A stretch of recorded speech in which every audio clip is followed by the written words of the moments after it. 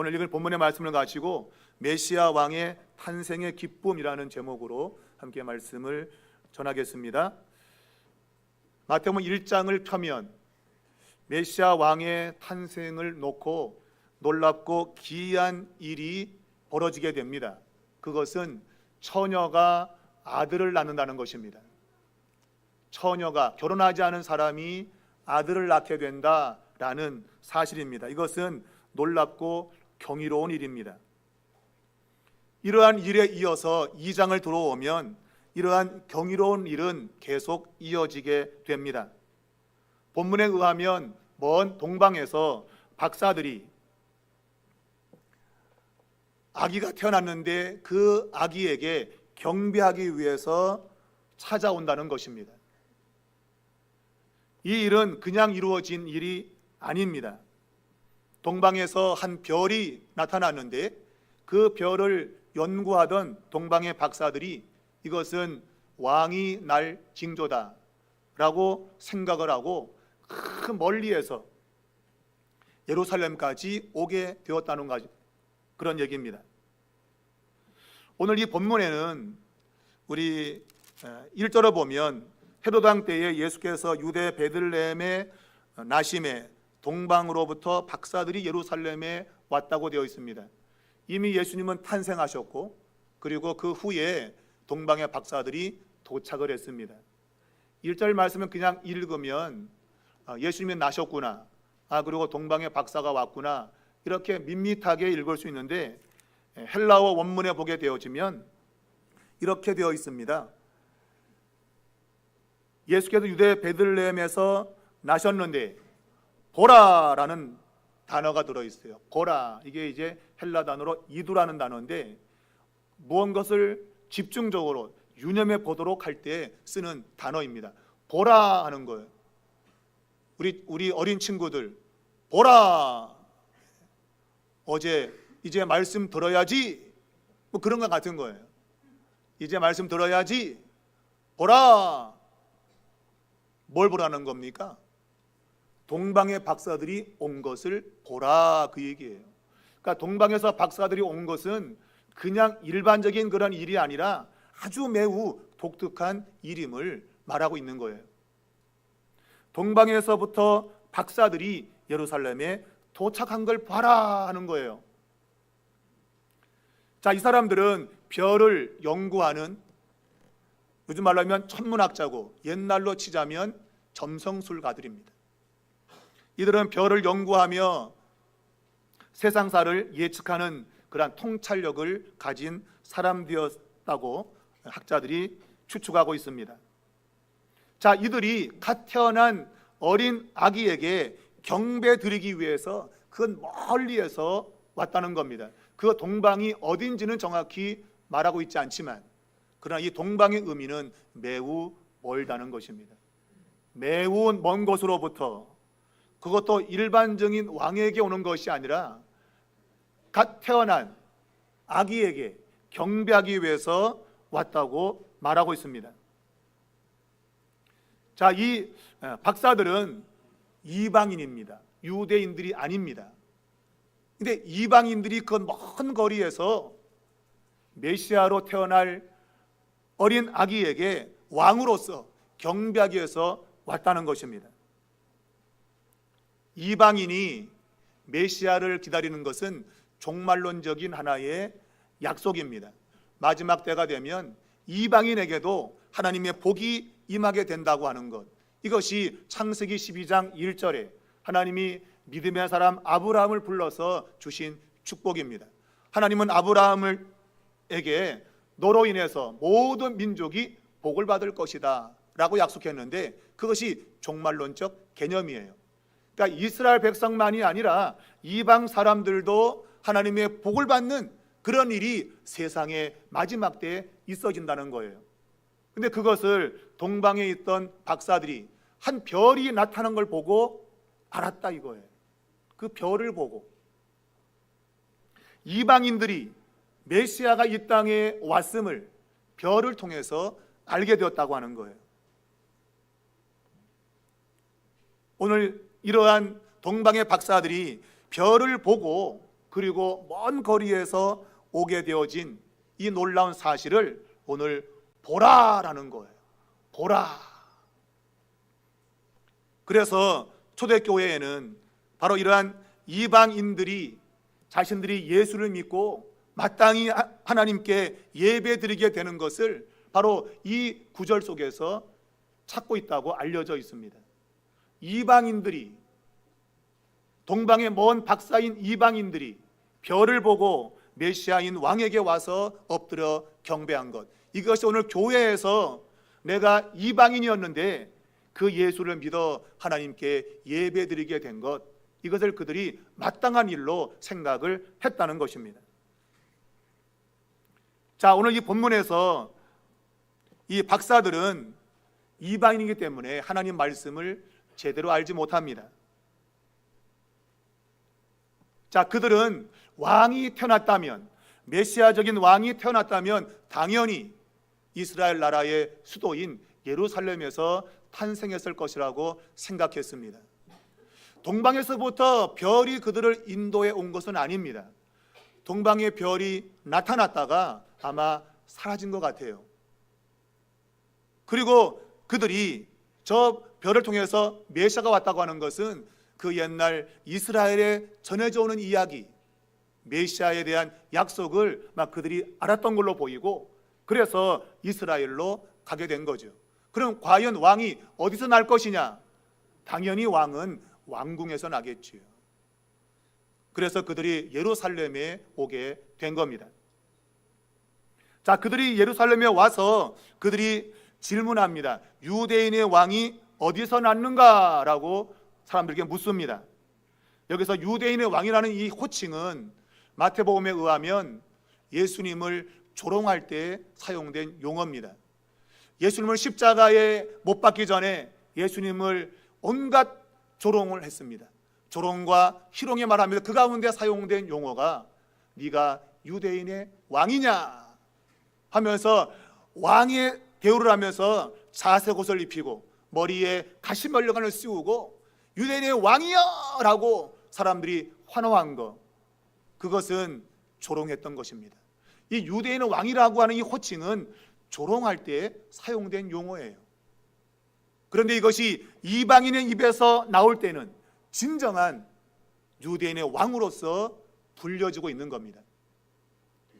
진짜 유대인들은 진짜 왕이 왔는데, 그런데 그 왕을 향해서 네가 유대인의 왕이라고 하면서 조롱의 말로 그를 불렀는데, 이방인들이 도리어 그의 입에서 당신이야말로 유대인의 왕입니다, 그렇게 말하고 있어요.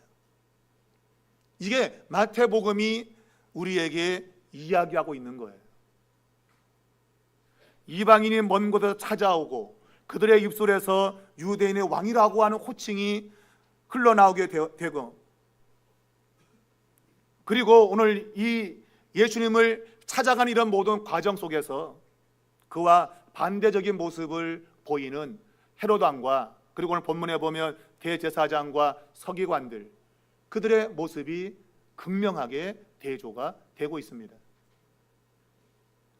자, 오늘 헤롯 왕은 왕이 태어난다는 박사들의 말을 듣고 본문에는 소동했다고 되어 있습니다.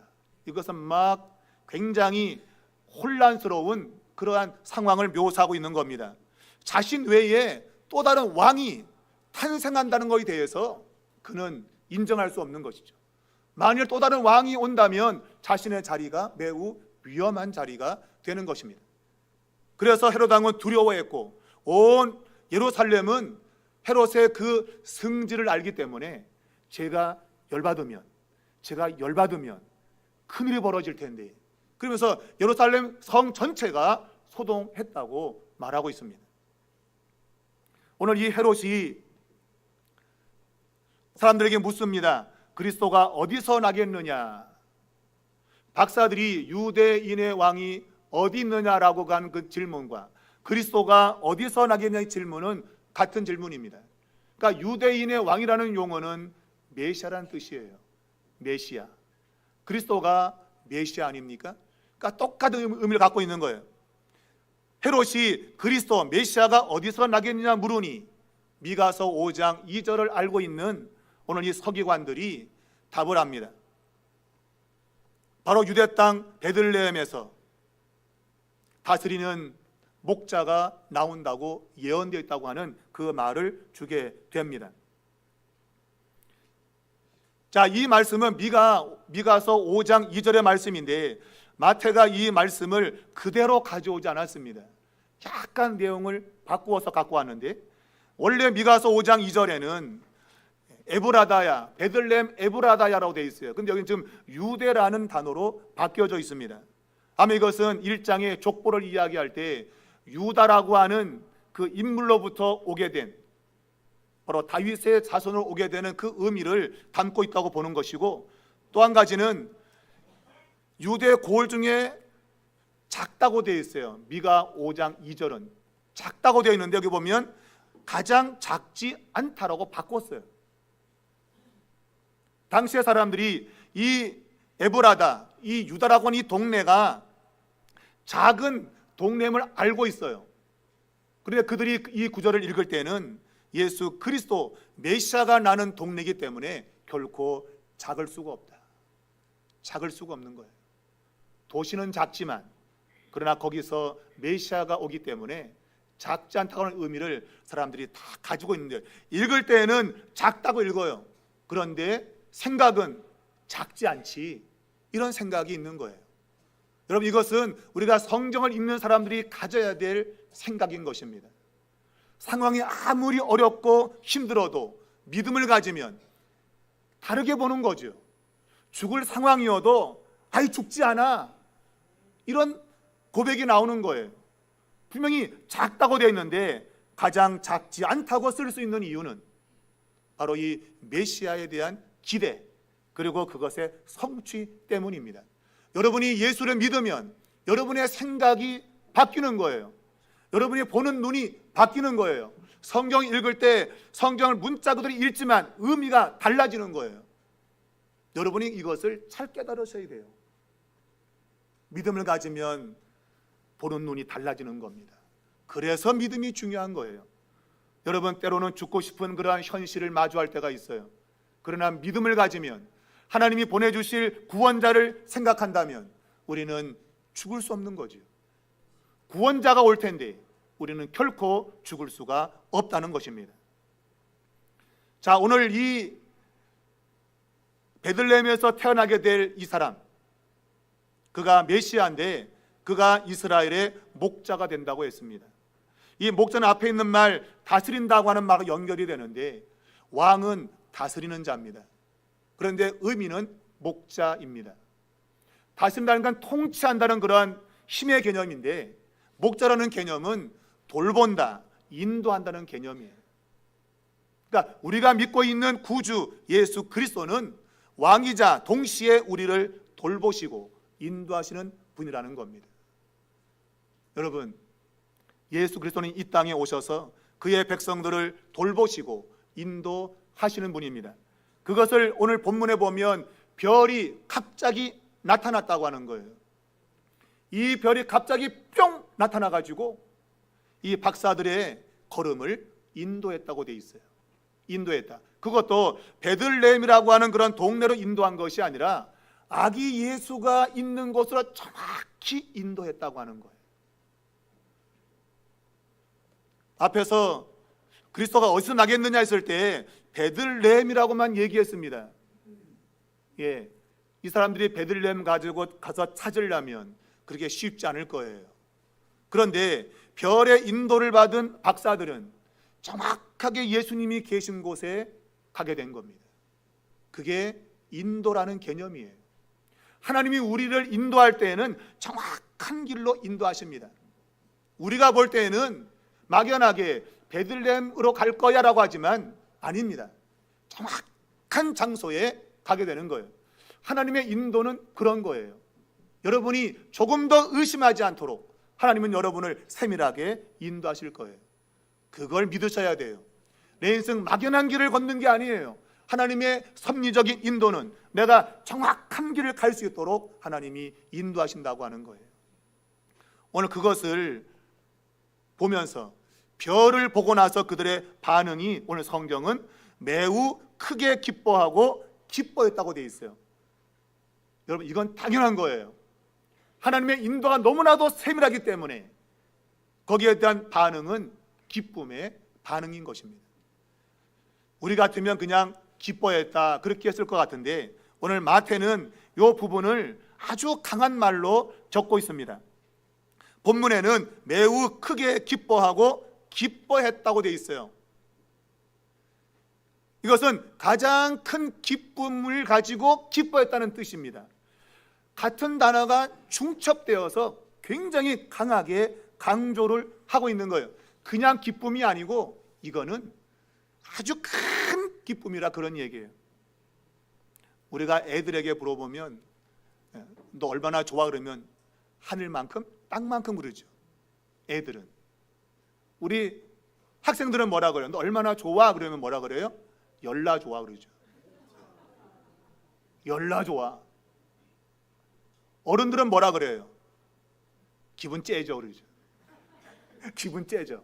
이게 다 같은 의미예요. 굉장히 기쁘다 그 얘기예요. 말로 형용할 수 없는 기쁨이에요.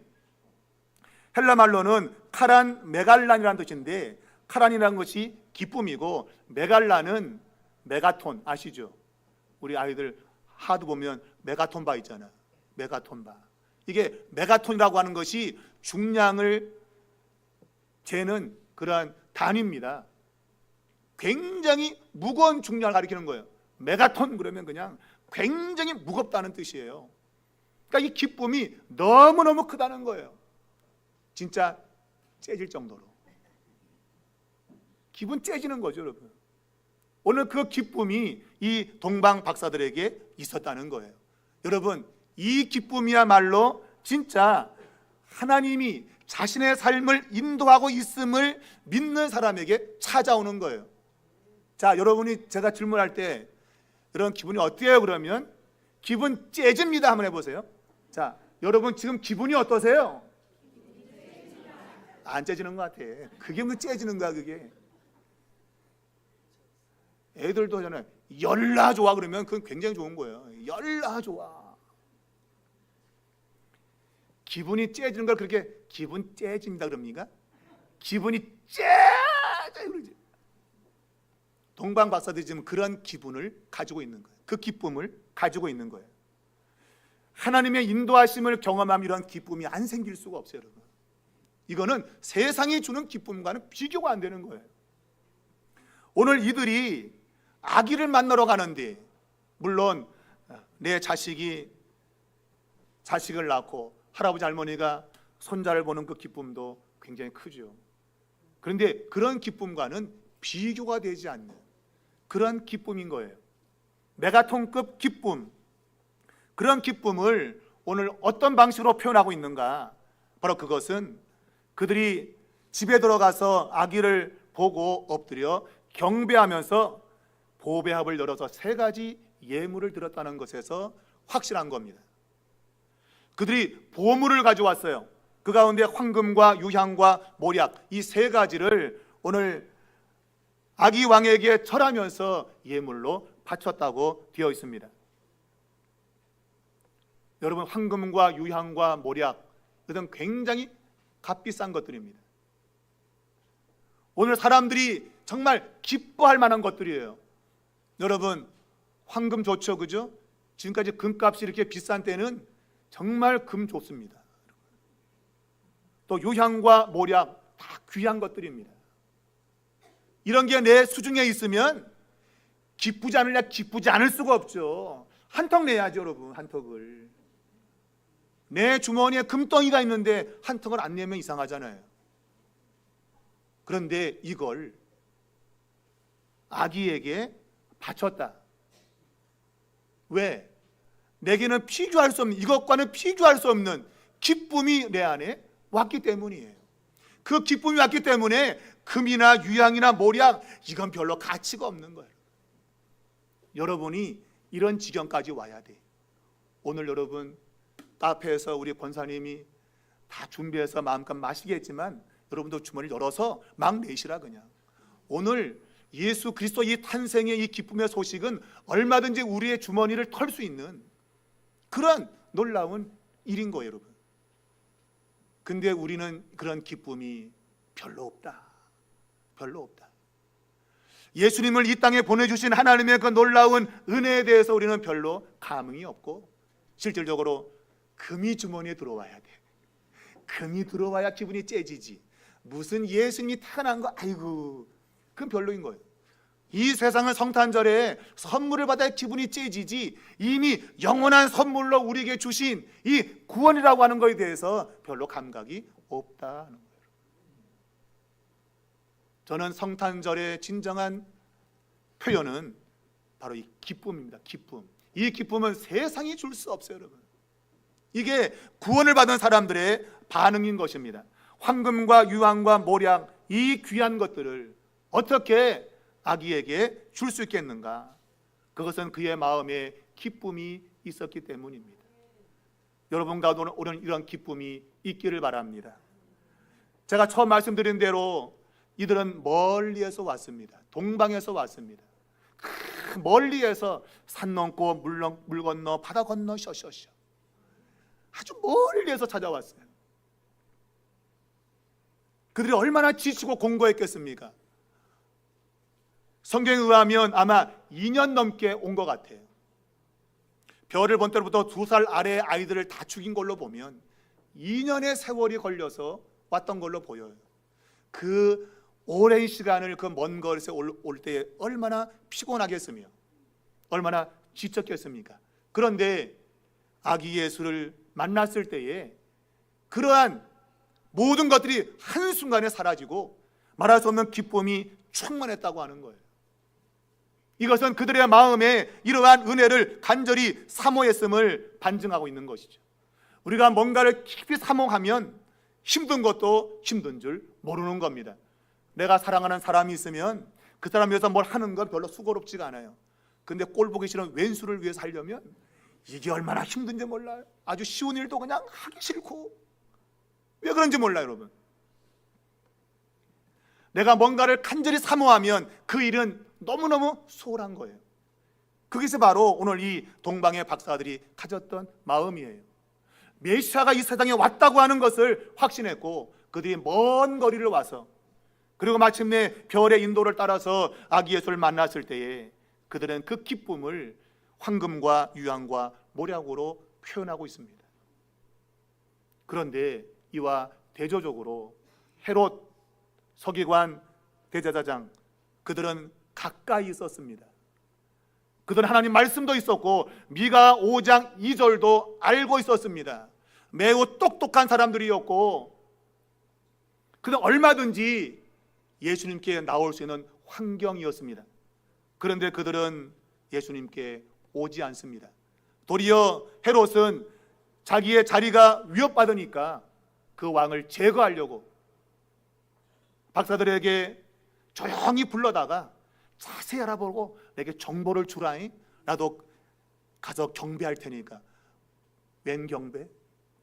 경배하기 위한 게 아니죠. 그 왕을 죽이기 위한 거예요. 근데 겉으로는 경배한다 그래요. 여러분, 여러분의 지금 얼굴은 굉장히 좋아 보입니다. 근데 여러분 마음까지 좋은지는 전 잘 모르겠어요. 우리가 외모적으로는 여러분 거룩할 수 있어요. 아기 예수께 경배할 거야 나도. 그러나 속으로는 그놈 죽여야 돼, 이러고 있다 이거라고. 우리 이런 걸 가리켜서 인면수심이라 그래요.